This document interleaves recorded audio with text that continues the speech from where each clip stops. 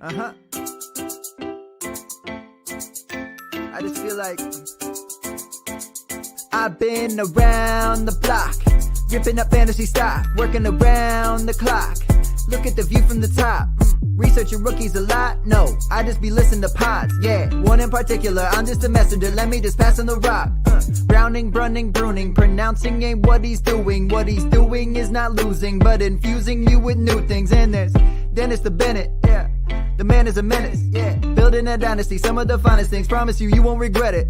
Sly as a fox, cultured in pop. Give him his props. Here is a thought, here is a box, and you cannot compare them at all. So don't even try. Careful with the news, but when you use a take up Tony Fire, I mean dire, because anyone else is a huge mistake. Whoa, fantasy round table, fantasy round table, yeah. Fantasy round table, come take a look at the crown, baby. Hey, fantasy round table, fantasy round table, woo. Fantasy round table, come take a look at the crown, baby. Go.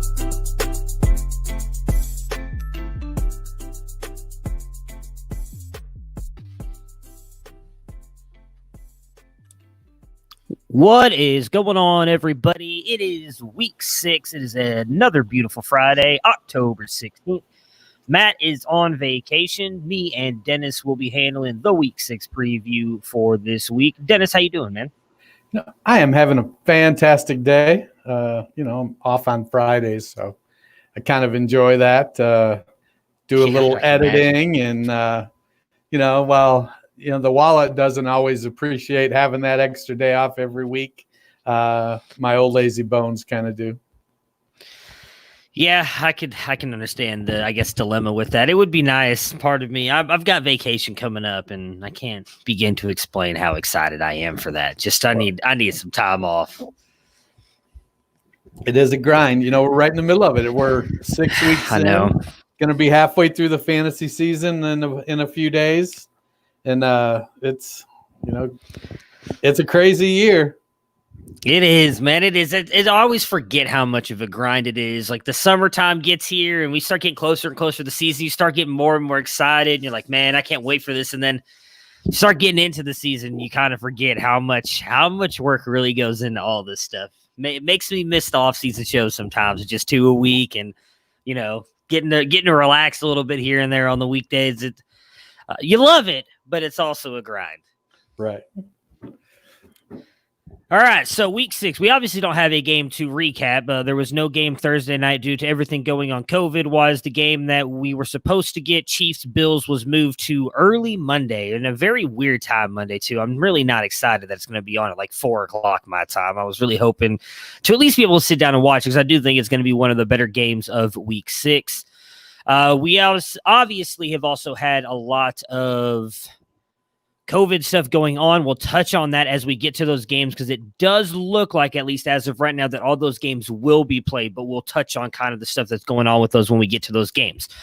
Start off with the Texans and the Titans here. On the Texans side, I will be honest, guys, we didn't do our consensus rankings yet due to there not being a Thursday football game. So these are my rankings that I have in here for my players. Dennis, if you want to throw yours in once I do mine, if you've got yours up and handy, you can throw yours in there as well. But we usually give our consensus ranks. So I've got Watson at 5, DJ at 20, Fuller at 9, Cooks at 33, and Darren Fells at 22. Dennis, you want to give yours really quick? Yeah, well, now it'll probably be a little bit cumbersome to switch around between my sheets. I don't think I'm very far off from yours. Okay. Yeah, we're usually all pretty in lockstep, which I always think is kind of weird. The fact, like I always say, we don't see each other's ranks, and we always seem to come in pretty close to each other. Yeah, I don't think I ranked Fells. I ranked Akins at 22. So gotcha. We're at the same spot with the Texans tight end, just different guys. I mean, I like Akins more. I want to know, is he for sure playing? Because that was always my biggest thing. It's looking like it. Yeah, he's been limited. So if he plays, then I will likely, when we redo all our stuff will be released Saturday, I'll probably change it to Akins. Like me and Matt were talking about this on Monday's podcast with the Texans. Is they're clearly using the tight end a little bit more this year. But I don't really want to play either one if both of them are healthy. But if one of them's out, they seemed like when Fells was out, Akins had a big game. And then last week when Akins was out, they targeted Darren Fells a couple times. So I'm always kind of like, I want to get the guy who, if one of them is not playing, I want to get that guy. The big question for me here on the Texans, though, is Romeo Cannell, who is the interim head coach, earlier in the week said that he wants to get Duke Johnson more involved in the passing and the rushing game. Does this worry you at all for David Johnson? No, I think that offense is what it is at this point. David's going to be the starter. Getting Duke involved, what does that really mean? Is he going to come in and they're going to all of a sudden give him 15 carries? I don't think so. I think they may, if they rush the ball 25 times with their running backs, maybe we get a 16-9 split, something like that, and a kind of the same type of split with the receiving, but maybe flip-flopped with Duke getting a little more of the receiving. So if they throw to the backs, if they target the backs 12 times, Duke gets 7, DJ gets 5. I think that, neither one of them have looked that bad when they've had the opportunity for Duke. And, DJ is, I think on the year, he's RB 22 or something like that, 20, 19. What was anybody who expected him to be more than that? I have him on rostered in probably 4 or 5 spots, and I'm delighted with his production. He's meeting my expectations. Occasionally he gets a couple points more, occasionally gets a couple points less, but he's right there as a mid to low RB2 where I thought he was going to be. So, we all want to start RB1s and wide receiver 1s in every slot. It, however, is not how it goes. Yeah, I'm with you. I don't think you can at all be disappointed with what David Johnson has been, especially with the, kind of, you could almost make the same comparison with Todd Gurley, who we'll talk about here in a couple games, where he's been putting up points. Now, some of that has come more from the touchdowns with Todd Gurley than David Johnson, but still, they're getting you the points. And in the end, that's all that matters. By hook or by crook, it doesn't matter how the points get there, as long as they've got them at the end of the day. And David Johnson is producing for you. I'll be curious to see how much more they do involve Duke Johnson, if any, because if I'm remembering correctly, in the first game, he didn't get a lot of run before he got hurt. And then they pulled him out, and we obviously haven't seen him back out there since. I'm obviously been a big fan of Duke Johnson since he was a Brown. I still think he's a very good running back, but I'll be interested to see how much more they get him involved. On the Titans side here, Tannehill at 15, Derrick Henry at 2, A.J. Brown at 17, and Jonnu Smith at 5.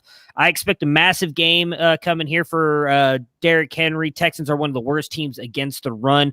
Me and Matt talked about this a little bit yesterday when we recapped the Bills-Titans game. I'd like to get your thoughts. With A.J. Brown back and looking extremely good in that game against the Bills, looking healthy, we kind of talked about them almost being on the same par as the Chiefs here with the start your core 4 here. Like, you can start Tannehill, Henry, A.J. Brown, and Jonnu Smith every single week in fantasy. Yeah, Tannehill is continuing his efficient play. Plus, he has the rushing upside that I don't think he gets enough credit for. I think he was 2 years into his career at Texas A&M as a wide receiver before he switched over to quarterback. So, he's got some athletic ability even after having the knee injury in Miami. Derrick Henry, I think, is the one that has the most variability in his game. If the running game gets shut down, then you have to hope Henry busts a long one late, because sometimes he does get lost in that receiving game. And I know Darrington Evans has went on IR after last week, but he was starting to look pretty good in the receiving game. And now they have Jeremy McNichol as the backup. So I think that bodes well for Henry when it comes to the passing game. A.J. Brown looked great coming back. Him and Jonnu both looked, they're the real deal. I don't hesitate to start them at all. Yeah, Jonnu Smith might be my best call of the year, so I'm excited that he's continued to produce. That's the one guy that I've gotten in a lot of my leagues. It's been nice, especially because I've had guys like Hayden Hurst and Mike Gesicki as well. So being able to get Jonnu Smith, I think in most of the ones that I got, I want to say I got him late. It had been late rounds, double-digit rounds. I know in a couple of them I got him like 13th, 14th round. So to be able to get a guy who's been producing that way has been phenomenal. I am taking the Titans to win this game. So is Matthew Fox. I've got his picks over here. Who are you taking? Yeah, I'm going to take the Titans as well. Next up, we've got the Bengals and the Colts. For the Bengals, Burrow 21, Mixon 8, Tyler Boyd 27, T. Higgins 47, and Drew Sample at 20. The Colts rush defense, they've been one of the better defenses all around. Some would say they haven't played that many good opponents, but the rush defense has been phenomenal. Are you expecting this to be more of a passing game for the Bengals, and is this more of a get-right game for Burrow after we saw him get really beat up last week against Baltimore? You know, it's a situation where they're going to come out and they're going to try to establish Mixon, even against a tough defense. I think that's their game plan, but they're not hesitant at all to go away from that game plan. So it'll be if Mixon doesn't make some plays, I think they'll go pretty quickly to a primary passing game. The thing that I think bodes well for Mixon is that Phillip Rivers sucks. Yeah. And so it's not like they have to worry about Indianapolis putting up, 21 quick points and now you're in a big hole. As long as Burrow doesn't turn it over or the receivers and Mixon don't put it on the ground, I think this could be a low scoring game, which if they end up with, if Mixon ends up with one of those 21 carries for 74-yard kind of games with a touchdown and 3 or 4 receptions, and then Burrow only throws the ball, 27, 28, 29 times, it's a slow pace game. I think that's kind of what we're looking at if the Bengals defense can step up and hold the Colts. Taylor is a talent, but he hasn't really busted out yet over on the Colts side. But, man, Rivers has just looked rough this year. You're hearing calls for Jacoby Brissett and calls for even Jacob Eason. It's amazing that Rivers just looks so bad. He's not making any plays. It's really affected T.Y. Hilton. And now we're back to last year where we had Brissett, where, guys like Zach Pascal and Marcus Johnson are having to step into the fray with Pittman being out and Campbell being out. I think Mo Alley Cox was ruled out for the week, I believe. So it's going to be a Trey Burton at tight end with Jack Doyle. So it'll be one of those interesting games with Rivers looking so bad. I think they're going to have to try to both defenses are going to have to step up against the run game. I don't think I have 5 fantasy calls here. Moving on to the Falcons versus the Vikings, we have Matt Ryan coming in at 17, Todd Gurley at 16, Calvin Ridley at wide receiver 3, Hayden Hurst at 19. Is it just Ridley that you'll start with confidence, or are we worried about sorry. Well, that's okay. I saw today that it looks like Julio is trending towards being active. I did see that as well. But I'm nervous about that. I'm not. To me, it feels very much like if Julio is active, that it's going to be one of those decoy kind of games. Yeah. So really quick, sorry, guys. I had a very important phone call I had to take there. Talk to Colts really quick. I'm really hoping that Taylor has a big game here. Obviously, the Bengals, one of the worst defenses against the rush in the NFL. We have not seen them really give Taylor the full workload. They seem to have to work Hines and Wilkins in there. Wilkins did get hurt last game. There's talks that he may not play. So even if they do work Hines in, I still think Taylor has a shot to have that huge breakout game. Mo Alley Cox out in this one as well. So maybe this is a chance for Jack Doyle to kind of step back up and become that tight end one. I am still taking the Colts to win this game. Who did you pick to win this, Dennis? I'm taking the Bengals. And then who did I just was trying to find it? And Matt Fox is taking the Colts as well. All right. Now, I agree with you on Julio. On to the Falcons and Vikings. I agree with you on Julio. They haven't even been able to practice that much because of the shutdown of the facility the other day. Obviously, we just mentioned, or I mentioned earlier, the COVID stuff. Atlanta was one of them. They've only had the one person test positive. Everybody else seems to be good, so the game is going to move forward. But he hasn't been able to practice much. I'm kind of thinking the same thing as you. I think he's going to be more a decoy. So does that give you kind of more, I guess, trust in anybody else engage the original odds? I mean, could Hayden Hurst actually catch a ball? Like, does Julio being out help them at all in any other category? I think Julio being active, I get the whole theory that, we're going to have him active. They're going to have to cover him because it's Julio Jones. Yeah. But it doesn't take very long to figure out that, he can't really do anything. He's not going to run. He can't run 100%, or he can't cut because of the hamstring. So once you do that, then you can rotate one of your weaker guys over onto him. And theoretically, could they play that for a couple series? And then on the third series, all of a sudden Julio breaks out. Yeah, you could, but I don't think you want to risk Julio Jones, even in a season like the Falcons are having. So Ridley is likely to get the number one corner. That's going to leave Gage and Olamide Zaccheaus to potentially be the guys to pick up the slack. It's kind of weird how Hurst isn't quite getting the volume that we thought he was gonna.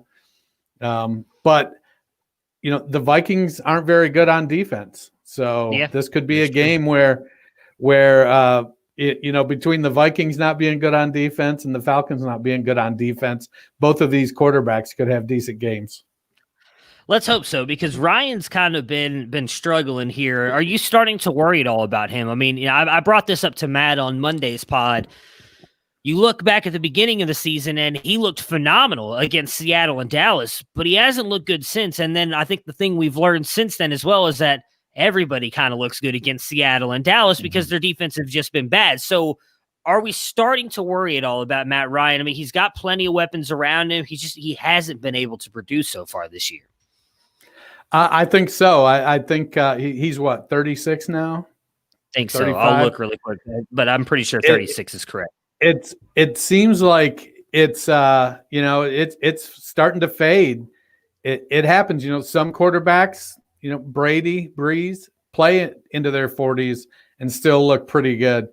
Others, we've seen them hit 33, 34, 35, and it just drops. I don't know, but it doesn't look like Ryan is primed for a bounce back. He's played decent against lousy defenses, so he's got that going for him, I guess. Yeah, and he is 35. He turned 35 this May, so Thrive fantasy bet for this one here. Calvin Ridley, 81.5 receiving yards. Are you going over or under? Well, based on my philosophy that Julio is nothing more than a decoy, I'm smashing the over on Calvin Ridley. I think the goose egg he put up a couple weeks ago was a aberration. I think Ridley has shown me that despite mediocre metrics, he's at the combine, he's a player. Some guys are just ballers, and Ridley is a baller.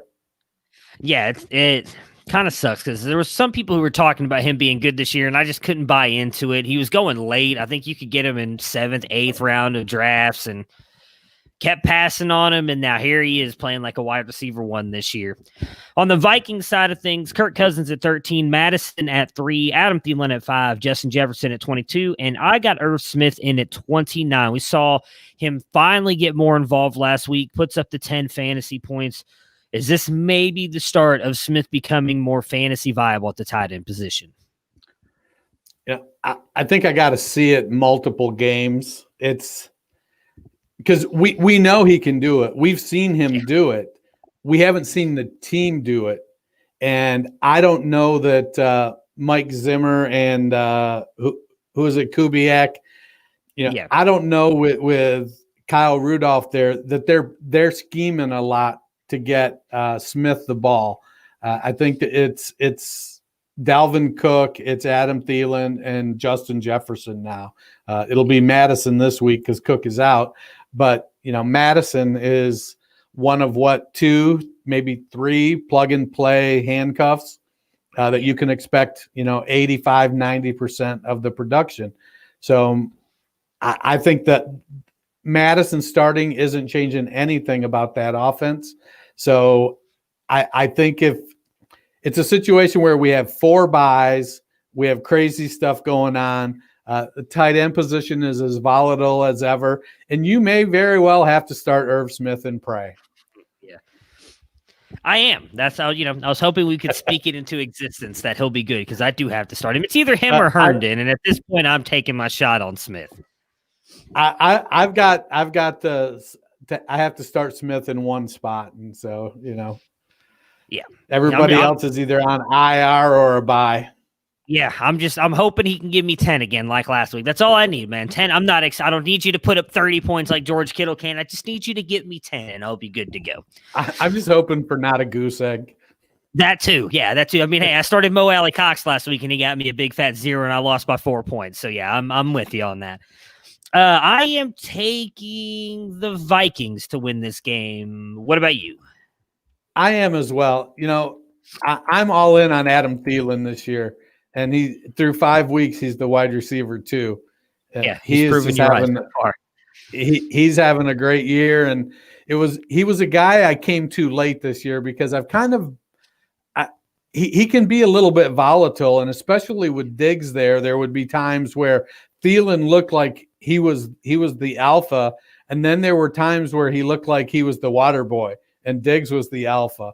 And this year, I think towards the end of the preseason period, I kind of thought, well, they didn't really do much. So he's going to be the unquestioned number 1. Well, Jefferson is broke out. I think Thielen is still the unquestioned number 1. Jefferson is going to have his moments, but for this season and maybe next year even, it's going to be Thielen as the top dog there. So I'm going with Minnesota. And so is Mr. Fox. He's taking the Vikings as well. Next up, Broncos-Patriots. This is another game that has some question marks around it. Now, last I saw, the NFL did reach out to the Broncos and tell them to prepare as if you were going to play, that they are going to play this as scheduled. It seems like the players on the Broncos and the Patriots want to play this game. So it doesn't really matter what they want. If more positive tests come out, I'll be interested to see what they do because they've already moved this game once and changed a lot of bye weeks for some teams here. Like the Chargers were not supposed to have a bye week this week. That all got changed with this stuff here. I hope it gives in because, like I said, we don't want to keep making this more complicated than it is. Do you remember when the test that came came positive for the Patriots today? Was it a player or a coach? That part I did not see. I just saw they got a positive test. I think it was a staffer. Gotcha. Okay. I don't know that it was a player or one of their primary coaches. I think it was somebody on the staff that's a secondary person. All right, so on the Broncos side here, Drew Lock is expected to play, so I've got him coming in at 22. Melvin Gordon, who is also expected to play, I have coming in at 18. Judy at 36, and Noah Fant, who looks like he's going to be back from injury as well, coming in at 10. This is a tough matchup for them. The Patriots obviously always seem to play really good defense. With it looking like Gordon playing, do you think with Lindsey coming back that he has much fantasy value? And then obviously give us the reverse on that as well. If they do decide to sit Gordon, which it doesn't look like they're going to do. They said that he was out of practice today because of illness, nothing to do with the DUI. But if Gordon sits, does that obviously it gives Lindsey a boost, but where do you think he would come in against a good defense? I think I have Lindsey ranked even now. I ranked him. I ranked him at 29 and Gordon at 23. So I was expecting both of them to play. We've spent 2 years watching Philip Lindsay kick ass. And I understand the Broncos went out and they gave Melvin Gordon a nice contract, and Gordon can do some things that Lindsey can't. I mean, there's definitely a difference between a 5'9", 205-pound guy and a 6'1", 230-pound guy. I mean, we see it in Kansas City. Clyde Edwards-Helaire cannot power his way into the end zone. There has to be at least a sliver there. Melvin Gordon has the size. He can power his way into the end zone. Lindsey has shown himself to be a very effective inside runner.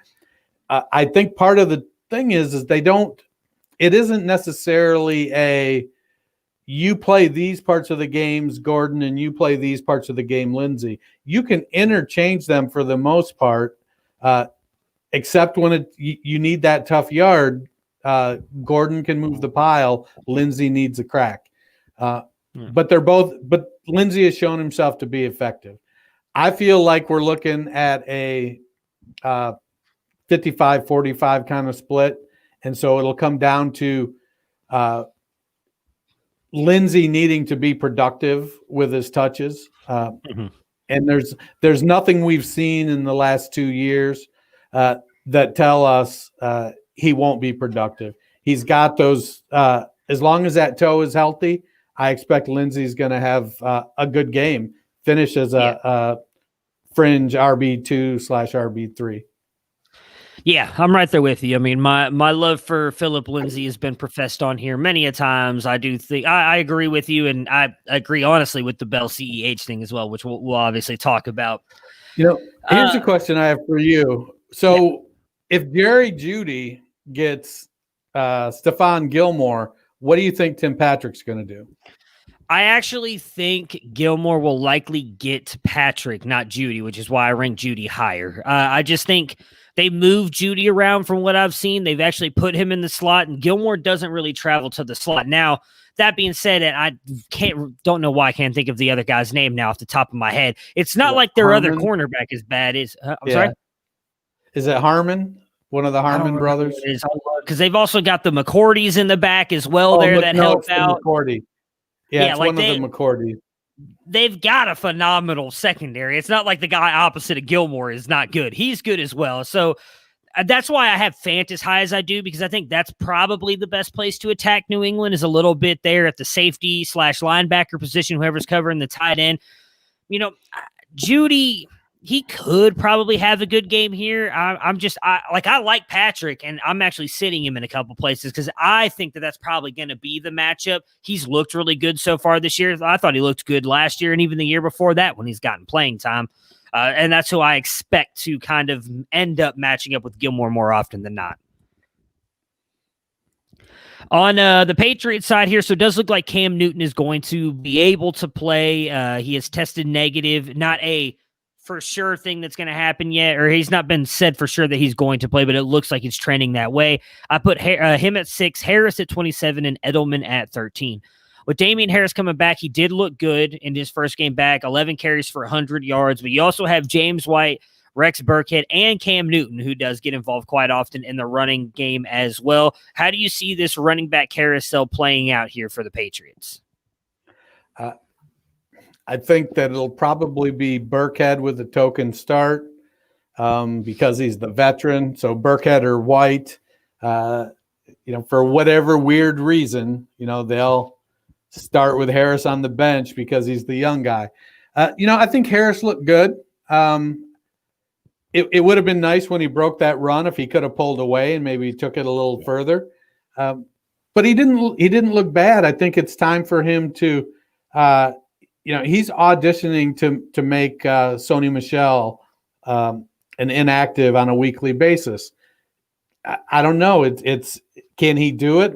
He's had a year and a half to, almost 2 years to get used to the offense and how things work. If he's not ready now, then he's never going to be ready. The only issue is that the Patriots will juggle those running backs and move them around. They don't. James White could stub his toe and J.J. Taylor will catch 15 passes out of nowhere. Yeah, it just is. It's crazy. So it's like running back roulette. But I think I'd probably put my money on Harris and White if I had to. Yeah, I mean, obviously, I've been talking Damian Harris for a couple weeks now in hopes that he'd get the shot to kind of be the guy there. I do hope. I think that this is going to be more of a them having to run the ball thing, so that I think leans more toward Harris. But I'm with you. I mean, it's one of those things that once you think they're going to do one thing, it's going to be Burkhead and J.J. Taylor out there the whole time, and Damian Harris and James White aren't going to get a touch. So it's one of those things where if you have to roll with one of these guys, just hope and pray that it works out for you. But I'm not. I'm just hoping Harris can come through. I'm really torn on this one. I told Matt yesterday I was going to pick the Broncos, but I really kind of feel like the Patriots are going to end up winning this one. So I will take the Patriots only because Cam Newton is coming back. If Newton wasn't in this, I was definitely going to take the Broncos. Matt is taking the Patriots as well. Who are you picking? I'm going with the Patriots. I'm in on Cam Newton's return. So. Yeah, I mean, you were all in on the Patriots before you knew that you're going to get Cam Newton. So I would hope that you'd continue to roll with them.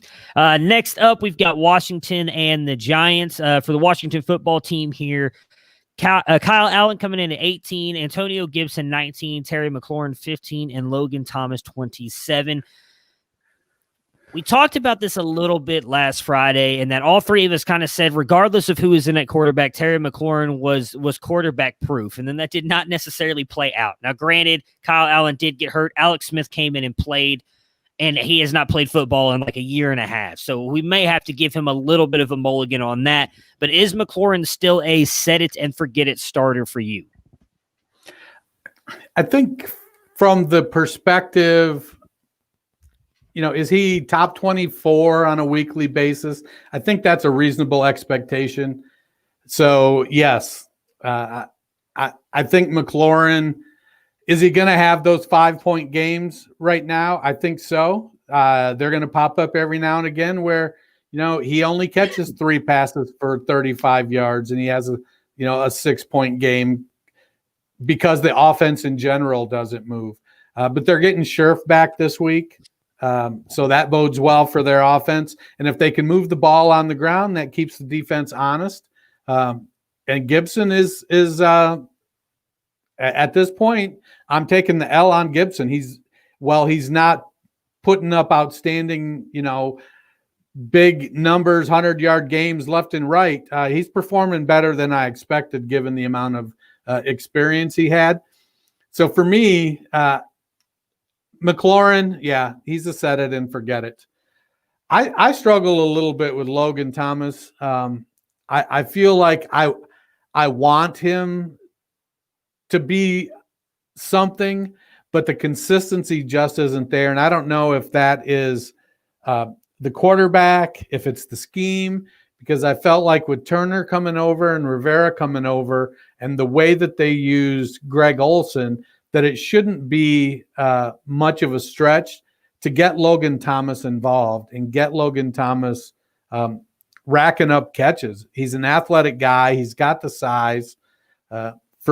It's just something that I haven't seen the consistency yet. So 27 out of 28 tight ends is probably a reasonable ranking for him. The Thrive Fantasy over-under, we have Gibson at 72.5 total yards. I feel like the Giants' defense isn't great, and so I am inclined to take the over on Gibson. I feel like he could get 60 yards on the ground fairly easily against this Giants defense. And then if he just catches a couple passes, getting over that 72.5 yards is something that's pretty much within his reach. On the Giants side of the ball, you got Daniel Jones coming in at QB 23, Devonta Freeman at RB 26, Darius Slayton at wide receiver 39, Golden Tate at 48, and Evan Ingram at tight end 11. Daniel Jones has been nothing if not a disappointment this year. I've rostered Jones in a couple spots with some fairly high expectations for him to take a second-year leap, and it just has not happened this year. Jones, he's turning the ball over. He's not seeing the field well. It's really been kind of a disappointment. And Darius Slayton, the connection that they showed last year, I really thought it would be better this year. I thought that they would continue to build on it. And if nothing else, Jones would have that. I know if I throw it in his direction, Slayton can go get it. But he's not even doing that. Golden Tate at 32 years old, I think, has still shown himself to be a really good slot receiver. Still gets open in the short area, still has some burst. And as we seen a couple weeks ago, Tate's still got some fight in him, pun intended. Evan Ingram, I think I'm out on Ingram. The consistency is not there. Can he pop at tight end 11 this week? He can, but we've talked all off season about from tight end 6 or 7 through tight end 18 or 19 are all pretty much interchangeable on a weekly basis. And I think we end up having that same thing here with Ingram. Generally, if you are rostering Ingram, you almost have to start him because of what you paid for him. You probably don't have, maybe you've got Logan Thomas backing him up. Maybe you've got Trey Burton and you're willing to risk that. But for the most part, I think you're going to go ahead and roll out Evan Ingram. I'm not 100% sure with Devonta Freeman what we're going to get from him yet. The Giants' offensive line, I don't know that they're giving Jones or Freeman a ton of opportunity yet this season. And if Freeman, I think, had as much left in the tank as he thought, he probably wouldn't have had to wait so long to get a job because there were definitely openings. But what he was asking for wasn't really syncing up with what teams wanted to pay for what he's shown the past couple of years. Is he better than Wayne Gallman? It certainly seems like it. Is he better than Deion Lewis? Yeah, I guess maybe. But none of the three of them are going to strike fear in you. And so it's kind of a three-headed monster. You don't want to really start any of them there. Freeman will lead the running backs in touches.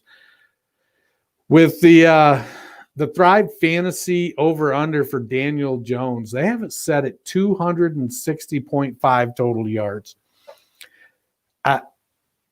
I'm probably leaning the under on this.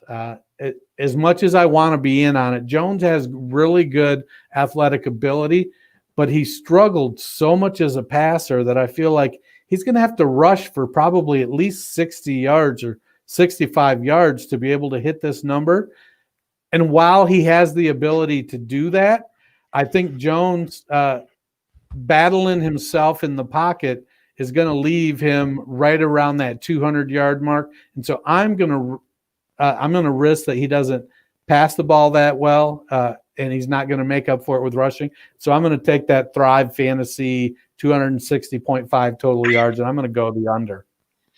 Yeah, I'm going to take the under as well. I mean, Washington, they have a really good defense overall. I mean, that front seven is really good, and that secondary is actually really good as well. I don't expect this to be a huge game for New York. Well, and that front seven makes that secondary that much better.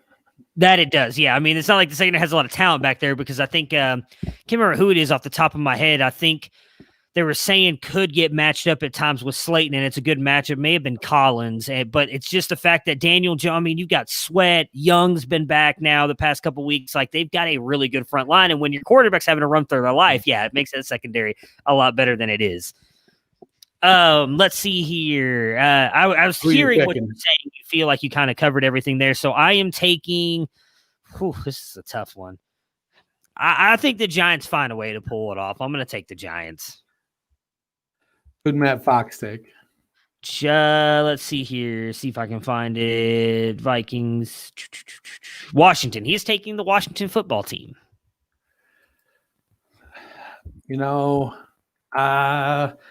I'm more invested in Slayton, so I'm going to take the Giants.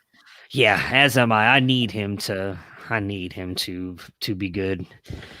Ravens and the Eagles. For the Ravens side, Lamar at 4, Dobbins at 28, Ingram at 33, Marquise Hollywood Brown at 23, and Mark Andrews at 2. We've seen the past couple weeks that Dobbins has had a little bit more success with less carries than Ingram or even Gus Edwards. Are we finally going to see Dobbins start taking over this backfield? Well, the head coach's name is Harbaugh, and we know those Harbaugh dudes are stubborn as shit. So probably not. He's probably, and it's not that Ingram is bad. I think Ingram still has a pretty good amount of gas left in the tank, but he's nowhere near as dynamic as Dobbins. So I think if we look at the challenge is nobody is getting consistently more than 10 carries for that team. Not Jackson, not Dobbins, not Ingram, not Edwards. So you've got like 4 guys all getting 9 carries. And so it's hard to get into a rhythm, and it's hard to be fantasy relevant and fantasy productive unless one of those running backs happens to get in the end zone a couple times. It's really frustrating from a fantasy perspective. At some point, we know Ingram is a team player, and Ingram, he wants his team to win. He wants his team to do well, and he wants to contribute any way he can.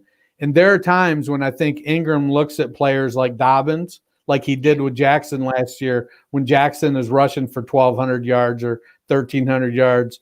And he's just like, man, this dude's got so much talent. I don't know why my old ass needs to keep carrying the ball.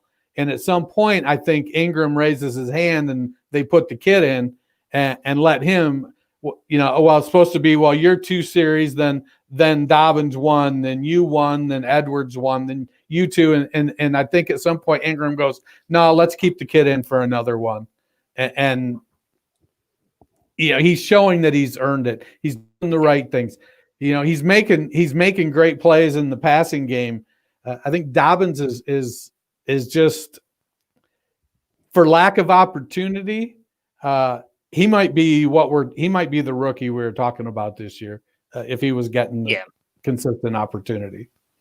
Yeah, that's the thing that sucks is he keeps having like that highlight run every time, and every game he gets the ball, but it's only a couple times. I would like to see what he could do in this offense if he actually just got the carries, which unfortunately we can kind of say the same thing about Jonathan Taylor, because as good as he's struggled a little bit too. I will admit, as much as I like Taylor, he has struggled a little bit in that, but he's not getting a lot of running. It is kind of disappointing.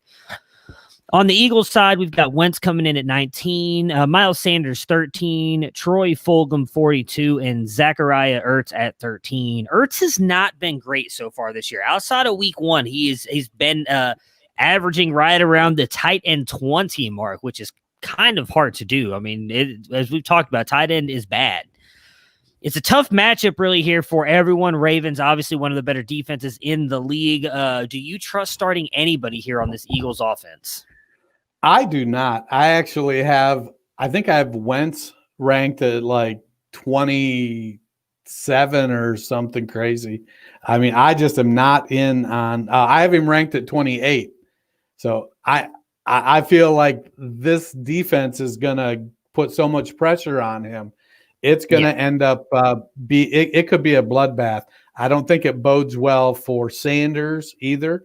Lane Johnson is out again. I think the only guy they have healthy from the beginning of the year is Kelsey, isn't it? I think everybody else is dead. Yeah, so, it's bad. And with Goddard out, Ertz doesn't have anybody to take the pressure off. The wide receivers, Fulgham broke out last week. Before that, it was Ward. They're so bereft of talent that at the wide receiver position, or at least healthy talent, we'll get our 2 catches from JJ Arcega-Whiteside again this week, 2 catches for 9 yards. But no, this Eagles team is in for. I mean, the decline has been so fast for the Eagles that at some point, I think we start to consider that Doug Peterson might be on the hot seat and out the door. And I don't know if that'll be something that Roseman does to save his butt because he's making the personnel decisions. But it's been rough for the Eagles. And as talented as Sanders is, you have him there at 13. I think I have him at 14. So I guess it wasn't or no, where did I have him at 18. As talented as he is, man, it's not like he can do all of that other stuff. On the other side, the risk with Lamar is that the Ravens get up and they're not trying to throw the ball. And when you're ahead, you don't want to risk your premier player. So it becomes a handoff show to Edwards and Dobbins and Ingram. And so with the Thrive Fantasy 225.5 pass yards for Lamar, I'm a little concerned that he's going to – I'm a lot concerned. I would probably take the under on that because I do believe that the Ravens are going to get out ahead pretty easily and they're going to run the ball an awful lot, which means Lamar won't be throwing it, which means Hollywood Brown and my multitude of Mark Andrews shares could potentially end up suffering and costing me games. I am sorry, guys. My phone is blowing up today. I've got a work crisis of work crises going on apparently at the moment.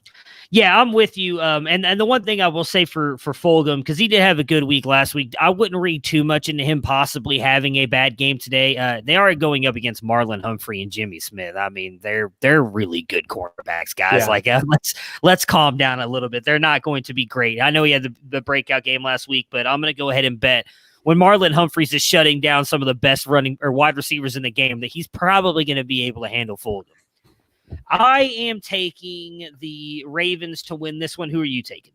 Taking the Ravens as well. As is Mr. Fox. All right. I am hoping it's going to be a good game. I'm not sure that the Browns can pull off the win, but I just want them to at least keep it competitive. We've been kind of steamrolled by the Steelers quite often. I'd like for at least a competitive game this Sunday, but the Browns Steelers, I've got Baker coming in at 18, Hunt at 9, Odell at 25, Landry at 31, and Austin Hooper at 14. As I mentioned, I do think it's going to be a good game. This does seem more like a game where they're going to have to rely on Baker to throw to keep them in the game or possibly win this game. They obviously were able to run a little bit against the Colts last week, who had the number 1 run defense. Pittsburgh has the number 2, but at the end, it did come down to a little bit more of Baker having to throw the ball. He made a bunch of mistakes, and that one did get beat up. What do you see from OJ? Oh, my goodness, OJ. OJ doesn't play anymore. OBJ and Baker in this game. I will say a note just came across Twitter from Tom Pelissero, because there is a lot of talk about Odell being sick. He has tested negative for COVID, so we're hoping it's just a little bug. Should be good to go. But as you mentioned earlier, when we were talking about Washington and Dwayne Haskins having to sit because he was sick, due to the new protocols, if you show any symptoms of COVID, even if it's just the allergies, they will hold you out of games now because they do not want you to possibly get the rest of the team sick. So Odell will have to be healthy and good by Sunday to be able to play in the game. That all being said, what are you expecting out of Odell, Baker, and the Browns this Sunday? Well, I don't know if you saw recently there was a documentary released about Baker Mayfield. It's called Happy Feet. I have not. It's animated. So no, is that do they sing in that one too? Does Baker have a good singing voice? No, it's the movie about penguins. I know. I'm joking. It's Baker's footwork has gone to shit. He's dancing back there. It's causing, I think that's part of his accuracy trouble that he's developed. And when you're playing against the Steelers and the pass rush that they have, I don't know that it's going to get better. You're probably appropriately ranked with him at 18. It's a see, where did I had him at 20. So neither one of us, I think, have really super high expectations.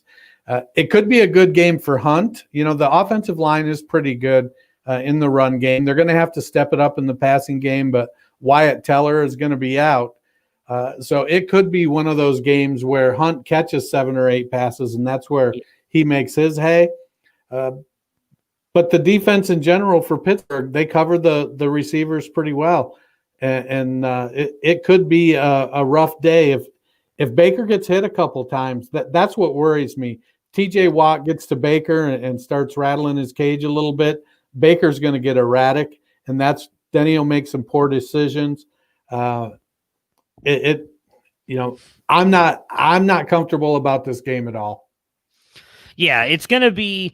I agree with you on what you said about Hunt making his hay here in the receiving game. If you go back and look at last year, and now again, I understand they beat them with Mason Rudolph on the team, but the first touchdown in that game was a pass to Hunt. It was a pass to Hunt. He beat the linebacker. I imagine that Stefanski is going to do that. I mean, Freddie Kitchens was not an experienced play caller, very good at it, I should say. What we learned Stefanski does a very good job, as we've seen the past couple weeks, scheming up offenses. I imagine they're going to find ways to get Hunt open in the field. It's funny. I was looking at this, and Pittsburgh actually has one of the worst linebacking cores when it comes to defending the pass. They've got a guy like it's Bush, right? If I remember correctly, I always get him and White mixed up, but it's Devin Bush. Yeah, Bush. For as good as we all think he is, he's surprisingly not doing much when it comes to stats. You've got Minkah Fitzpatrick, who's actually not doing a lot this year. He only has 1 tackle, no pass deflections, nothing. So this defense is struggling a little bit. You've got now also Joe Hayden, who, don't get me wrong, loved Joe Hayden, loved when he was a Brown. He can be beat on the outside, so I could see a couple big plays to Odell, but I'm with you. The biggest thing is going to be, if that offensive line cannot hold up against that Steelers defensive line, Baker is going to get happy feet. He's going to make some bad throws, and that's what's going to cost them the game. But if they can keep him upright for the most part, I do think it could be an interesting game. I also think that's going to be the key on the other side as well. Pittsburgh, their offensive line is beat up. We've seen Myles Garrett is playing like not only the NFL Defensive Player of the Year, but in the MVP conversation with what he's doing. That being said, I have Ben at 10, Connor at 12. I had Deontay Johnson at 26. He has now been ruled out. Juju at 29. I'll probably have Claypool right around the same area, 29 to 24-ish maybe. I'm not expecting him to have a 4-touchdown game. And Ebron at 6. And this was hard for me, but Ebron does seem to be the matchup. Looks like Rodney Harrison is likely going to miss with the concussion. The Browns' safeties have not been good. Neither have their linebackers, so I'm not sure anybody will really be able to stick with Ebron and cover him. Again, defense is really good. The defensive line, if they can get to Big Ben and force him to make some plays. I talked about this on Monday. Big Ben has actually been one of the worst quarterbacks in the league when it comes to accuracy and deep ball throws this year. I don't know if that's just him still trying to shake the rust off that elbow a little bit, but he hasn't been quite as good as the stats show. What are you expecting from the Steelers? I think it'll be much like you say. Ben is, as much as he's talking the game, he has not developed confidence in that arm yet. I think when he chucks it out there deep, right now he's trying to place the ball. And in baseball with pitchers, when they talk about control issues, it's like they get away from throwing and they start trying to they're trying to spot the ball too much, and you can't. With quarterbacks, it's the same thing. When you got a guy going out there 40, 50 yards, you just have to worry about, you need to get it out there. You have to have the confidence your arm can get it out there. I think Ben is starting to develop the confidence that he can get it out there. He just has to get the confidence back in his accuracy. That's not there yet. And a guy like Chase Claypool, though, at 6'3", 6'4", that's somebody that can kind of start to develop that confidence for you. If you just go out and you get it near him and he's able to bring it in, next thing you know, you've got 1, you've got 2, you've got 3, and then you're deciding, well, if I can get it out there to Chase, I can get it out there to James Washington too. I like Connor. He's healthy. When Pittsburgh has a healthy running back, the healthy running back gets the ball. And Connor is probably going to be in line for 20 carries and a few targets as well.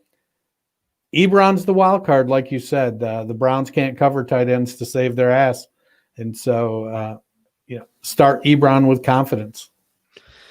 Yeah, so the one thing I will say, I just looked it up. Ronnie Harrison is out, unfortunately, with concussion, which sucks because I was really he played good. But an interesting move when that happened, they did bring up Robert Jackson, a cornerback, who I think might end up playing on Claypool a lot. 6'2", 225, if I'm remembering correctly. 205, 6'2", 205. So he's the tallest cornerback they will have on their team, could match up with him. From everything I've read on him, he's got that straight line speed. He is actually very fast. So it might be an interesting matchup to try and slow down Claypool a little bit. I would be a little bit worried about Connor. The Browns have actually, for once in the past decade, 2 decades that I can remember, they've actually been good against the run this year. So I do think that they're going to have to rely on Big Ben to pass the ball to beat them. I am a little bit more believing that this could be a closer game. It's very hard for me to pick because I honestly think on paper the Browns have a better team, but they just haven't been able to put it all together. Matt Fox is going with the Steelers. I'm going to take the Browns. I can't do it. I'm taking them. I think that they're going to be able to pull this one off. Finally, win a game at Ketchup Field. I'm taking the Steelers. Next up, Bears and Panthers. On the Bears side, we've got Foles at 25, David Montgomery at 6, Allen Robinson at 4, and Jimmy Graham at 9. This is Montgomery's best matchup of the year right here. I mean, the Panthers could let me run for 100 yards on them, and trust me, it wouldn't look pretty, but they would let me do it. If Montgomery doesn't perform in this one, is it officially time to panic?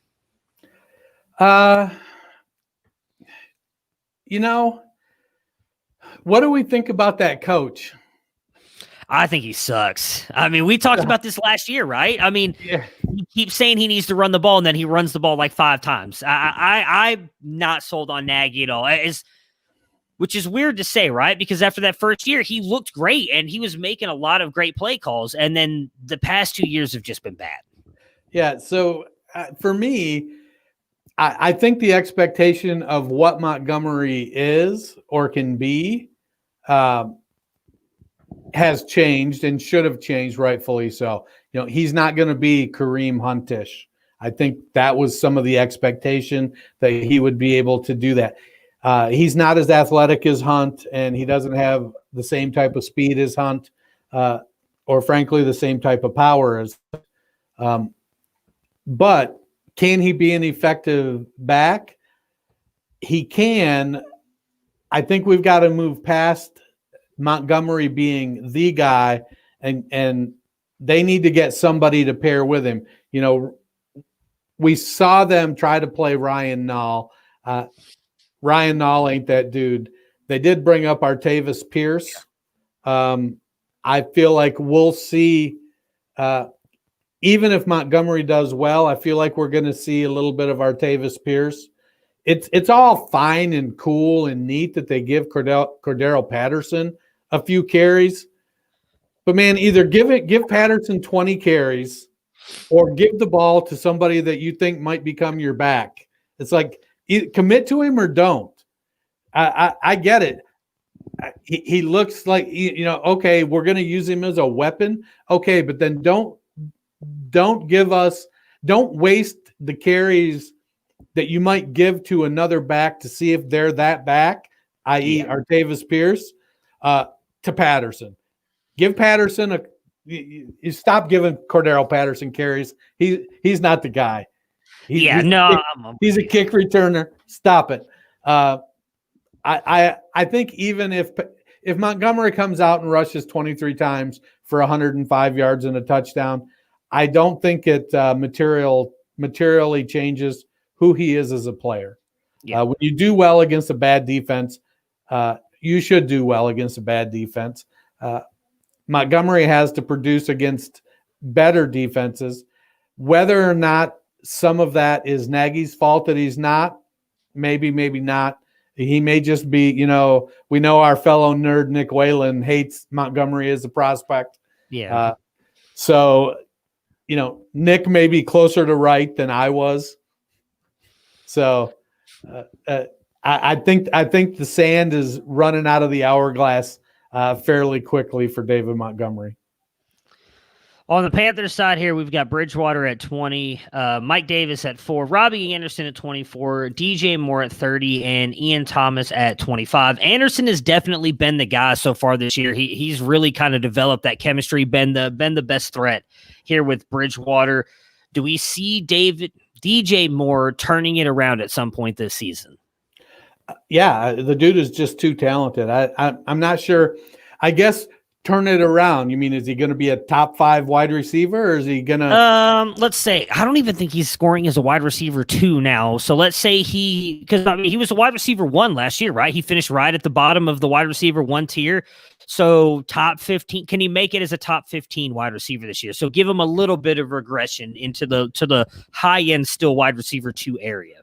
So he's currently wide receiver 25 through 5 games. I think that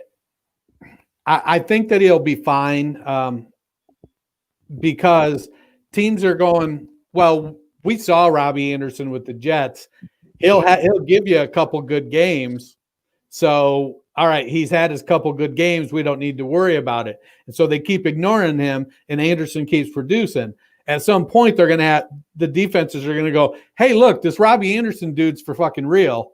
So we need to guard both of these guys. And that's going to sort of spread the defense out a little bit, and it's going to give DJ Moore a little more opportunity. I think Moore is going to be fine. He's talented. On if you were to put him and Robbie Anderson side by side on a talent base, I think DJ Moore is clearly the more talented wide receiver. It's a circumstance thing. I think Teddy is going to the open guy right now. They're taking some shots, and Robbie is making them pay off. And when that happens, you do it. You build that confidence. I think DJ is going to be just fine. All right. I'm going to take the Panthers. I think the Panthers are going to pull off the win in this one. Who are you picking? I think the Panthers are actually the better team. And so Bridgewater's the better quarterback. Davis is the better running back at this point in the season anyways. Well, I think Allen Robinson is definitely the better wide receiver. And Graham, for who he is, he's better than Thomas. Yeah. But I don't know that he's better than Thomas is talent-wise at this point in their careers, with Graham being so old and Thomas young. But for whatever reason, Carolina is just they don't have much use for Ian Thomas right now. But Bridgewater, Davis, Anderson, and Moore, they all look fantastic. And so I think they're the better team right now. And so I'm taking the Panthers. And Mr. Fox is taking the Bears.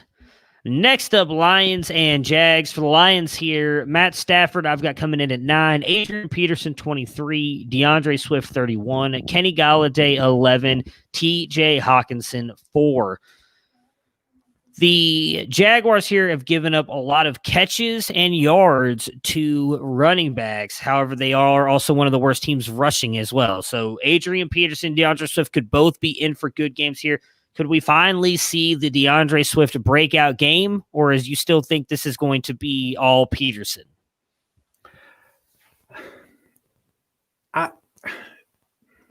Fucking Matt Patricia. I know. I'm right there with you. See, here's what worries me. It sets up to be a specific type of game, and Patricia he's that guy that says, "I don't care what you think. I'm going to do this instead." Yep. Well, what worries me about this and is the fact that when they relied on Peterson, they won. They won their game 2 weeks ago, allowing him to be the guy. And I kind of would put Patricia in that same category as you mentioned with the hardballs earlier, being hard-headed.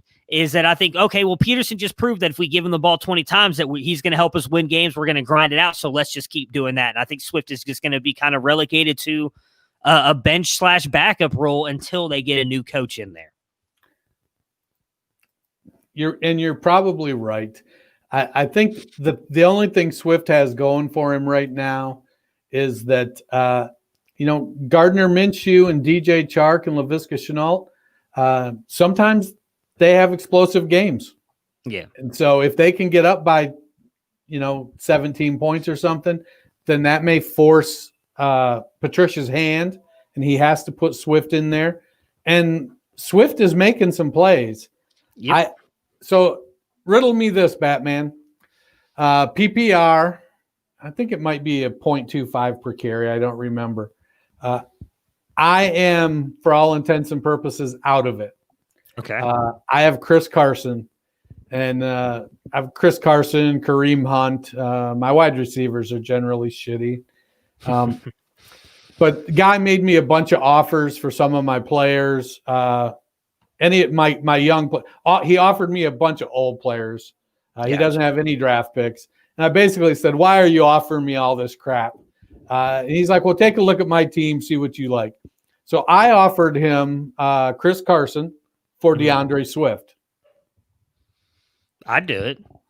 I mean, I like Carson a lot. And my biggest fear with Carson, and I would think Seattle will re-sign him, but he is a free agent at the end of this year. And I feel like if he's not back with Seattle, his value takes a huge hit because he just seems to be one of those volume backs. It's because of how much volume he gets in Seattle. Not that he's bad, but he produces with that volume, where if he goes to a team where he's going to be in a committee type role, we saw that when Penny was getting a little bit of the run there, that he wasn't able to do much. So that's kind of what worries me about Carson. Yeah. Let's see. His running backs currently, he has Aaron Jones, James Conner, Kenyon Drake, Malcolm Brown, Lat Murray, DeAndre Swift. And he wanted to upgrade on Drake. Yeah. So he was offering me Malcolm Brown and Rex Burkhead and Latavius Murray, John Brown, David Moore. I'm like, man, I don't want any of that shit. Yeah. So I felt like Swift for Carson was a fair deal. It gives him a guy who's producing high numbers this year. Yeah. Swift isn't going to do that this year. I don't see him starting Swift unless he suffers a rash of injuries. To date, unforeseen. So he's in a good spot where he can afford to give up Swift. He was like, no. And I'm like, all right, whatever. Yeah. I'm sorry. So our Thrive bet on this one, Matt Stafford, will he get 23.5 completions in this one? I am going to take the over. I think this could be a shootout. Neither one of these defenses are great, in my opinion. The defenses aren't great, which could bode well for both James Robinson and Adrian Peterson. True. That's very true. That's what gives me pause, is that it could be one of those games where the teams don't move the ball a ton when it comes to yardage wise, but they do grind up a lot of clock because they're running the ball. Though I believe in Stafford, and so I'd take the over. On the Jaguars side, I've got Minshew at 14, James Robinson at 11, Laviska Shenault at 21, and Tyler Eifert at 23. We don't know for sure if Chark is going to play or not. It looks like he's trending toward not, but he still technically has a questionable tag on him. What do you think about Laviska Shenault? Me and Matt talked about him a little bit on Tuesday. He's been getting the ball more, been getting more catches. They seem to really want to involve him in the offense. I think if Chark is out, Shenault will have a big game here. But even if Chark plays, I still like Shenault overall as possibly a flex play. What are your thoughts on him? I feel like Chark being out doesn't affect Shenault. I think Shenault's part of the game plan stays the same.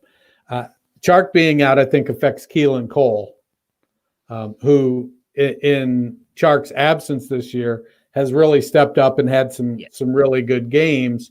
And when Chark is in, Cole doesn't get the same run. But I think Shenault is fairly consistently established, the routes that he can run. That's what they use him on. They use him some out of the backfield on some of those gadget plays. Because that's where his skill set is at right now. And he's executing them well. As the season goes on, I think teams will get better at defending that type of gadget stuff. I'm warming up to Laviska Shenault. My biggest concern with him, I had two concerns. he was raw as a receiver, and he tends to get injured. Yeah. And it would come down to how are they going to use him. Jay Gruden seems to be doing a decent job using Laviska Shenault. Yeah. So I think Shenault is a flex-worthy play, and I think whether Chark is in or not, he continues to be a flex-worthy play. I agree with you on that. I am taking the Lions to win this game, as is Mr. Fox. Who are you picking? I'm riding my Lions as well. All right. Next up, Jets and Dolphins. For the Jets, I've got Flacco at 26, LaMichael Pirine at 35, Jamison Crowder at 12. And this is definitely not right. I must have deleted this. I'm pretty sure I had Chris Herndon at like 24, but I can't remember because it's just a 2 on there. But I know I did not have him at tight end 2. For me, I think Jamison Crowder is the only player I am comfortable starting here, but I am intrigued to see what Pirine does. Obviously, I think Frank Gore is probably going to be the starter. They drafted Pirine in the 4th. I do think he's going to start getting some run. What are your thoughts on those two? I'd love to see Pirine get some run. I have a bunch of shares of Pirine. So Frank Gore is going to get 27 carries. Yeah, probably. Because that's what Adam Gase does. Or Josh Adams. Gore will get 12 carries and Josh Adams will get 12 carries. Yeah. Yeah, that's it. Yeah, but the Jets. Man, the Jets. I think the only player you start from the Jets is Jamison Crowder. Yeah. Unless, like me, you are in some super flex leagues where you don't have a choice but to start Flacco. You know, he might actually look at least decent in this one. On the Dolphins side, Fitzpatrick at 16, Myles Gaskin at 14, Devontae Parker at 20, Preston Williams at 37, and Mike Gesicki at 7. We finally saw the big breakout game for Preston Williams this year. Looked like he was fully back. Huge game for him against a good 49ers defense as well, which was kind of surprising. Are you expecting that again this week? I expect might be a strong word. I'm a big Preston Williams fan, which means I'm used to getting my heart broken, not by Preston, but by pretty much players that I pick that I go in on.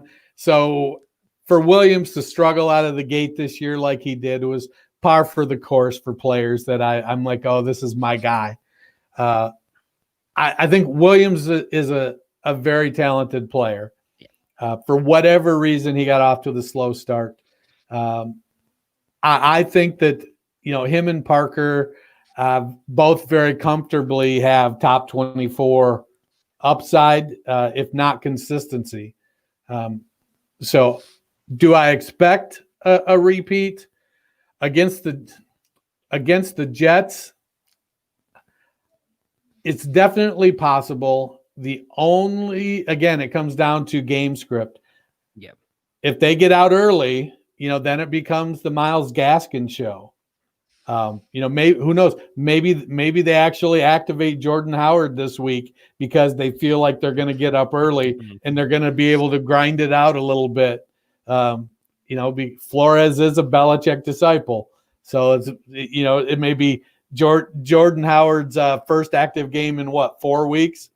So that would really, screw everybody up. So I like Williams, 37. I think I might have had him right around there. Yeah, I still think he could have a good game here. The Jets defense is bad. I would like to see it a little bit more. Obviously, I'm a little disappointed that he had to go off like that because I just traded him because I was like, you know what? He's got still a little bit of name value, and I needed a running back bad. So I traded him in a first-round pick for Deontay Johnson and Damian Harris, and I'm a little upset now because as soon as I do that, same thing. Of course, he doesn't do anything for me all year, and then the minute I trade him, he has that huge game, which could have won me the week had I just played him. So. But I like him as well. Hoping the best for him. I am taking the Dolphins in this one. Who are you taking? Dolphins as well. As is Mr. Fox. Next up, what possibly could be a good game, Packers and Buccaneers. I've got Rodgers at 7, Aaron Jones at 5, Devontae Adams coming back from injury at 6, and Mr. Bobby Tonyan here at 8. The Bucks do have a very good run defense. Does that worry you at all about Jones, or is he just too good and too dynamic to worry about it? Yes, it worries me, and yes, he's too good and too dynamic. So I could see Jones. It could be one of those games where Jones only gets 12 or 13 carries. I could see a 13 carry for 47 yards, but also a 7 catch for 57 yards. And he gets his production via the passing game. I don't think they can. I would be surprised if he doesn't score. But I mean, Aaron Rodgers is a magician. He's having He's having a career year at 76 years old. It's yeah. It's amazing. And, I almost wonder if it has something to do with them drafting Jordan Love. And because, you saw that kind of fire in his eye when he got passed over. He still talks about not being the number one pick for it going to Alex Smith, that little chip on his shoulder. I'm wondering if maybe that Jordan Love just kind of added another chip on that shoulder and it's had him just coming out here. I mean, he's looks better than he has in the past couple of years. Did you see that quote he gave on – God, why did I forget his name? Pat McAfee show? Which one? Where he said that a bad year for him is a career year for most quarterbacks. Oh, it was so good. It was so good. So I am of the belief that while he might have wanted some help, I don't think he wanted him to draft a wide receiver. I think he wanted him to draft an offensive lineman. Rodgers, much like Brady, needs to spend time with a receiver. Yeah. I don't think any of the receivers drafted this year would have provided the type of immediate boost in production for Rodgers that they would for Brady, because what they do is built on trust. Yeah. And in an offseason like this, they don't build up trust over a normal offseason, let alone an offseason like this. So while, theoretically, would it be great to have drafted Justin Jefferson or Henry Ruggs or Michael Pittman? Sure. Would it have really mattered? I don't think so. I think they needed to. I think what Rodgers would have liked would have been, Andrew Thomas or somebody like that, somebody to throw up on that offensive line. For me, that's just that's why you see guys this year. MVS, who's in his third year now. Who's the other cat that I can't remember? Lazard, who's in his second year now, second or third year. These guys that have been there. That's the way Rodgers works. It's for him. It's repetition. If you're a rookie and you make a big play, everybody wants to go, oh, well, they've got a connection. Rodgers is analytical, and he goes, no, that was chance. That's literally, it was chance. That's just how it happens sometimes. I pulled the trigger, and he caught it. It happens. But for the most part, Rodgers needs that repetition to build that trust, just like Brady does. My 2 cents, anyways. No, I agree with you. I mean, I'm sure it's been pointed out a million times, but we also have to remember Davante Adams wasn't Davante Adams until about the third year into the offense. So, exactly. I mean, it takes time with Jordy him. Nelson wasn't. Randall Cobb wasn't. Speaking of Davante Adams, Thrive Fantasy bet on him, 78.5 receiving yards in this one. I am going to take the over. I think Adams is a little bit upset after getting sat the week before the bye week. I think he comes out and smashes this week. Well, he can be upset all he wants. It was the right move. I don't. My fantasy team disagrees with you on it being the right move. The Packers may disagree with me, and that's fine. And I did not. Well, I guess with 22 teams, I might not be aware of who the other 22 teams had, and so I don't know that whether or not I was against him. I take the over just because he's a hell of a wide receiver. Yeah. He has that trust. It's Aaron Rodgers' guy. I think we're looking at like a 9 for 150 and 2 touchdowns for Davante Adams. I hope so. Buccaneers, I've got Brady at 12, Ronald Jones at 17, Mike Evans at 8, Chris Godwin at 14, and Cameron Brate at 15. It does look like Godwin is going to play. Are you worried at all, though, that he likely will get the matchup against Jair Alexander, who has been really good this year?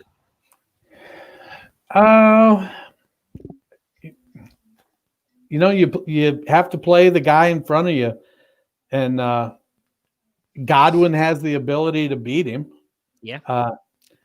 It comes down to whether Brady has the confidence to get the ball out there.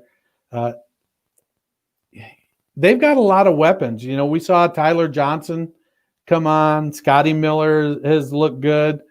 Brate, O.J. Howard, Rob Gronkowski, even Keyshawn Dan Vaughn was getting some run a couple games ago. So it's they have some weapons, but it isn't just in fantasy where you start your studs. Yeah. And Brady is not afraid to make difficult throws to his guy. I think Godwin is his guy every bit as much as Edelman was his guy, every bit as much as Evans is his guy. So I think it's going to be it portends to be a bit of a shootout with the Packers' explosiveness. It'll come down to whether or not that Packers line gets pressure on Brady, because they've got some guys that can rush the passer there. And with Brady, with Zadarius Smith, and I think isn't there other guy named Smith as well? And it's why can't I think of his name? Malcolm? They've got it because they've got both of them. They always joke that they're not brothers. What is it? Right. Darius Smith and who? I'm just gonna look really quick because I can't think of who it is now off the top of my head. That's probably the thing. Brady doesn't get happy feet like Baker Mayfield. Preston Smith and Zadarius Smith. But Brady, because he knows he doesn't have any mobility, he turtles. So when the pressure comes, he's like, "Fuck it, I'm getting down. I don't need to take this hit." Yeah. I am taking the Packers in this one. So is Mr. Fox. All right.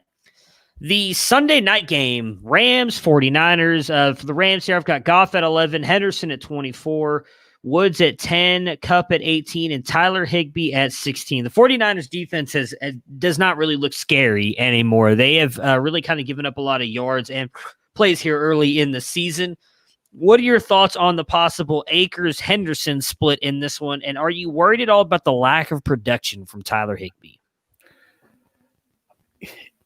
Yeah, with them moving on from Cooks and Van Jefferson and Josh Reynolds not really stepping up consistently, you definitely would have thought that there'd be more production coming out of the tight end position.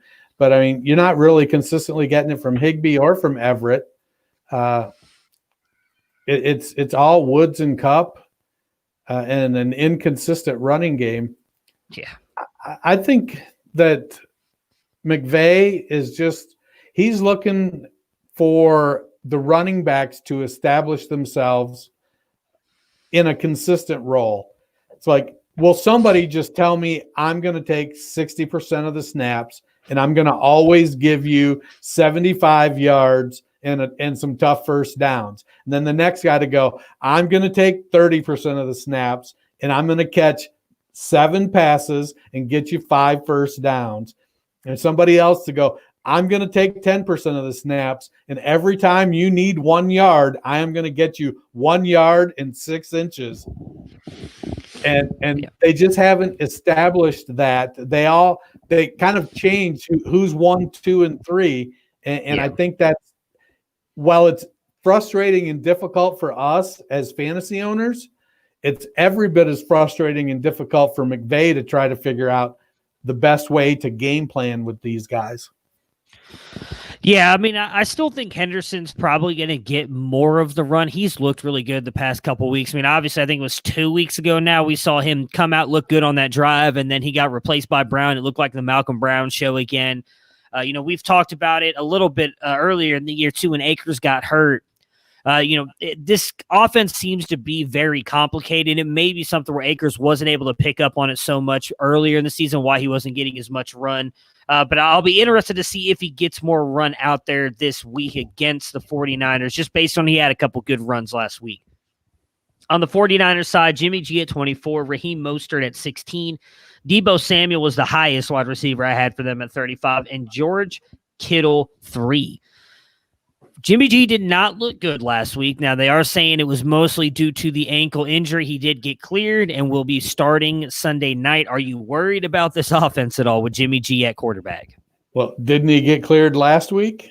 I mean, I don't know. That's what I thought, but he didn't look great. No, he didn't. I am definitely becoming of the mind that Jimmy G is a mediocre quarterback at best, and that he's likely to probably not make it through his entire contract in San Francisco. I don't think the best thing he has going for him, Mullins and Beathard ain't the answer. That is true. That is very true. And I think they can get out of it this year. Yeah, they can. I believe they can get out of it this year. It's yeah.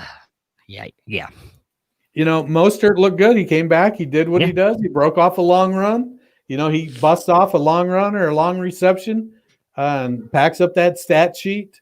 I think that if you roster Mostert, you start him comfortably. If he gets the slightest little ding, though, it's Jerick McKinnon time. They don't mess around. If it's like you get up from you need to hop up from those tackles. First time you linger getting up, they're like, next man up. Get your Michael Hasty in there. Get Jeff Wilson in there. Get Jerick McKinnon in there. Get Kyle Juszczyk in there. They're gonna replace you. The wide receiver position is going to be interesting to see how that shakes out with Brandon Ayuk starting to come on, Deebo Samuel. They're clearly the top two receivers. It's Deebo's show right now, but somebody is of the two of them. Somebody is going to have to start to step up and become that alpha wide receiver. Right now, their alpha receiver is George Kittle. But his game is what it is. He's athletic. He's strong for a tight end, runs well for a tight end. But, that 4.4 speed that you get from those wide receivers is something different. For me, I want to see these guys with a quarterback that can get it done, somebody at a higher level. I imagine, that running game with those running backs, and then Samuel and Ayuk at the wideout spot with Kittle. That could be such a powerful offense. The way that they're hampered on defense now with the injuries there, that offense has to produce at a much, much higher level. I don't know, man. Jimmy just ain't getting it done for me. Yeah, he's. I said at the beginning of last year, I thought when we were talking about places that I thought Brady could land, this was one of the reasons why I thought Brady could eventually come here was they can get out of Jimmy G's contract. He just hasn't shown enough. He's at times been really good at very, very accurate, very good at completing passes, but he's just overall, I think his game is not great. I am taking the Rams to win this one. Who are you picking? I'm taking the Rams as well. And so is Mr. Fox. All right. The early Monday game, Chiefs and Bills. So the Chiefs side here. Nice ring to it, doesn't it? The early Monday game. It does, except I hate that it's starting at 4:00. That's the only thing I don't like about it.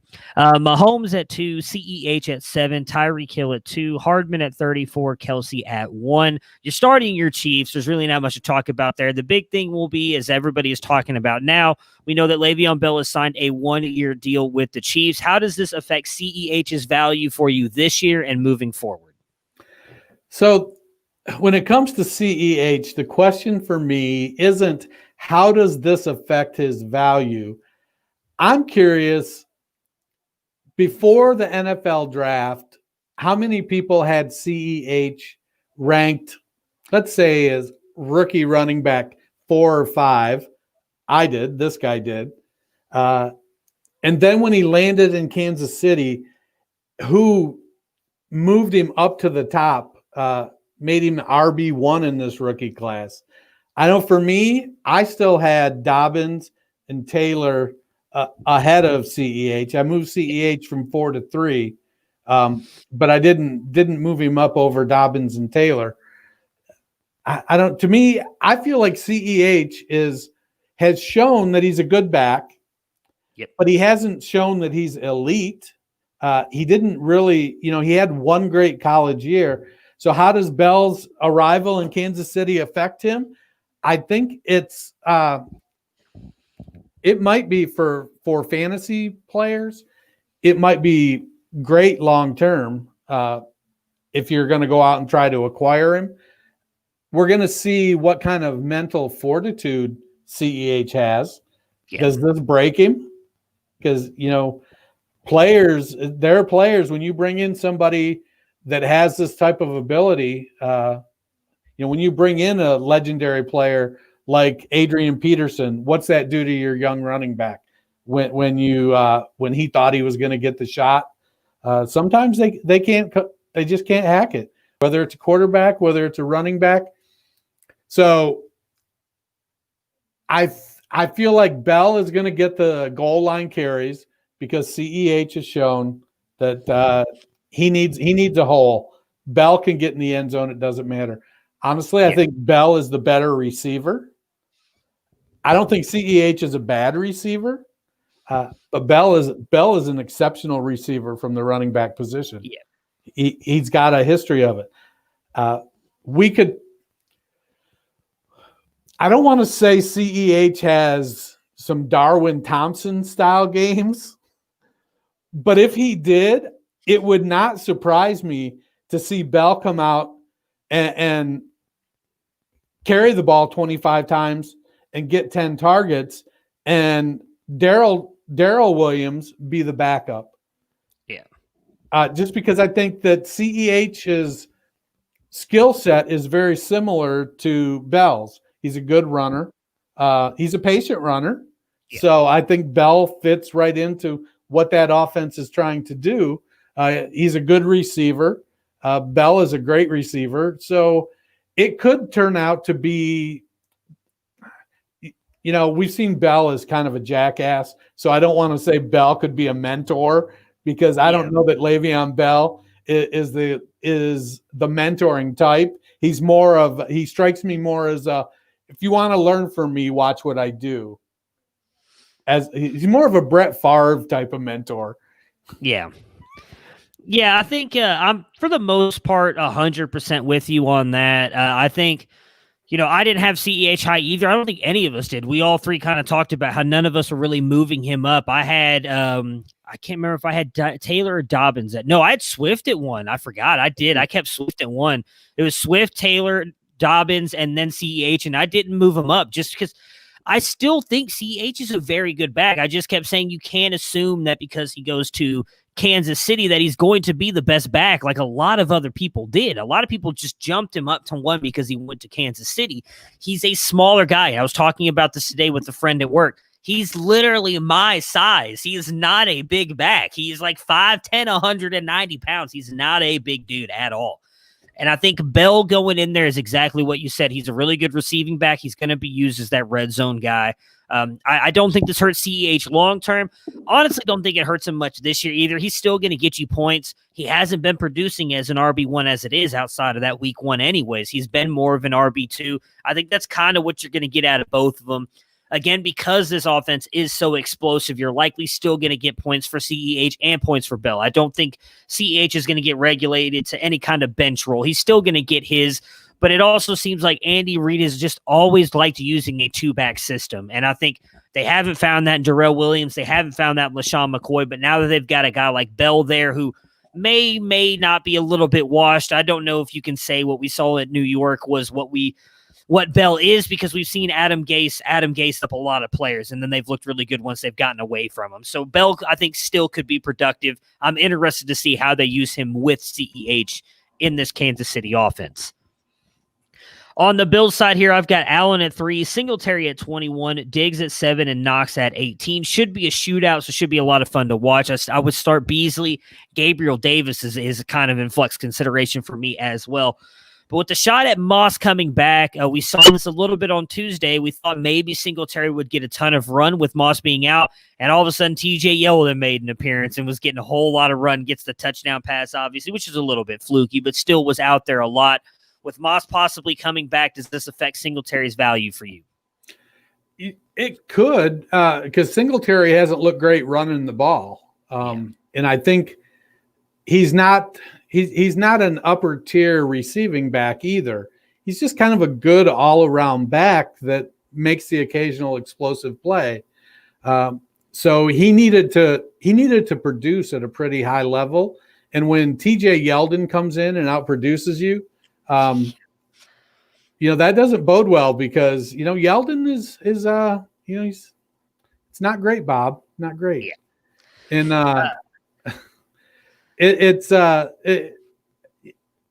but we got to see it from Moss. Moss has to be healthy, and Moss has to produce. I think if Moss stays healthy the rest of the season and puts up some good tape, I think you can feel fairly comfortable going into 2021. But if Moss continues to, be in and out of the lineup, or if he stays healthy and doesn't produce any better than Singletary, it wouldn't surprise me to see them go free agent fishing for a running back next year. Yeah. I am taking the Chiefs to win this game, as is Mr. Fox. Who are you picking? The Chiefs as well. The last game for week 6, which should be a very good game, Cardinals and the Cowboys. I've got Murray at 1, Drake at 22, Edmonds at 25, Hopkins at 1, Christian Kirk at 32, and just because Dan Arnold at 25. Hopkins should have a big game here. With as bad as the Cowboys secondary has been, honestly could see a little bit of a Kirk game as well here, him showing out a little bit. But what are you doing with Drake and Edmonds? Drake's getting a lot of run. Edmonds is getting most of the receiving work. They seem to kind of be canceling each other out.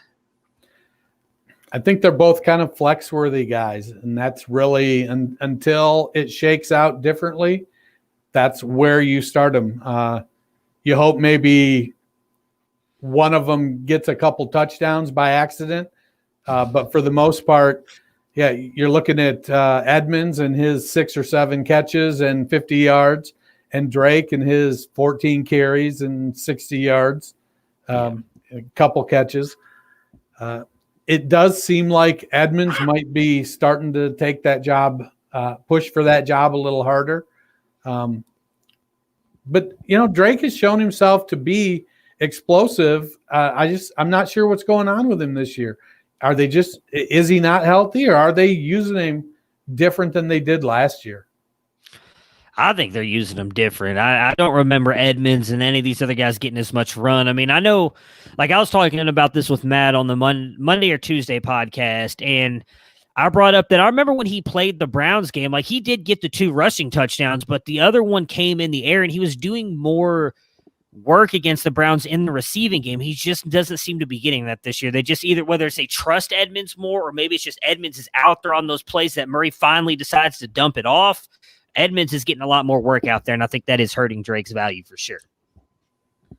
On the Cowboys side, I've got Dalton at 9, Zeke at 1, Lamb at 16, Cooper at 19, and Dalton Schultz at 12. With Dak being out, do you think this offense goes back to what we've seen and they start to lean on Zeke a little bit more, or do you think Dalton he is better than your average quarterback? Let the pigskin fly with the weapons they have in the receiving game. I think the challenge for Dallas is going to be the offensive line with Tyron Smith going out. I think they're missing somebody from the right side of their line as well. Yeah, it's going to come down to Dalton. Well, he's got a little bit of mobility. He's not as mobile as Dak. I think Dalton averaged about 150 yards rushing a season. versus Dak and his 300 yards rushing. But you're right. Dalton is better. You know, if you had to rate the backups, NFL backups right now, Dalton might likely be the number one backup across the NFL. You know, with Jameis being second, and God, I don't know who'd be third. Certainly not Hoyer. Maybe Case Keenum. No, yeah, probably Case. No. Oh, come on, go Marcus Mariota. Don't hate on Marcus Mariota. But are they gonna? You know, they're not gonna throw the ball 50 times, but they might throw it 40. Because, I mean, you've still got fucking Amari Cooper, Michael Gallup, and CeeDee Lamb. I mean, you might, you know, I might not drive the Lamborghini 120, but I'm certainly not driving at the speed limit. Okay. And so Dalton is going to do what he does. Zeke will get a little more run. But when you've got a 6 foot, 230 pound battering ram with 4 or 5 speed that has shown himself to be an elite running back, of course you're going to give him an opportunity. When Dalton had high level weapons in Cincinnati, he produced top 8 numbers. So yeah. I mean, he consistently finished. We looked it up. Consistently finished between like 10 and 15 every single year.